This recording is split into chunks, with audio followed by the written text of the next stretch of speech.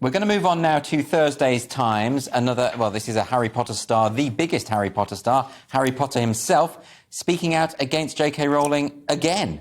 He is indeed. So Daniel Radcliffe defends decision to defy JK Rowling over trans rights. So in JK Rowling's original June 2020 tweets, she took issue with a headline that said, "People who menstruate." And she wrote, "I'm sure there used to be a word for these people. Someone help me out. Womban, wimpan, woman." And then Radcliffe replied on Twitter saying, "Transgender women are women." So that was his response. So he had the platitude.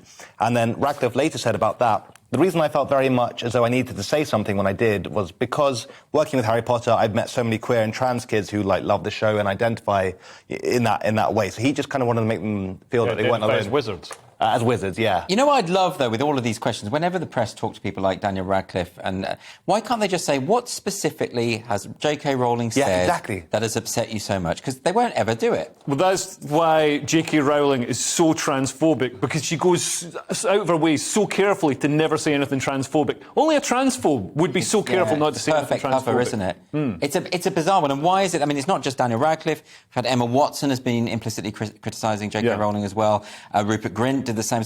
How about they just say to her, thank you, because I now have a career thanks to you, because I had the incredible good fortune to be cast as a child when I'm actually not very talented. Why not just say that? My other pathway through life led to flipping burgers. Right. And probably wouldn't be good at that. Rather than just slagging her off. And also these, like you say, it is a platitude to say transgender women are women. I mean, I think some transgender women are women. Some transgender women are just blokes who are trying it on.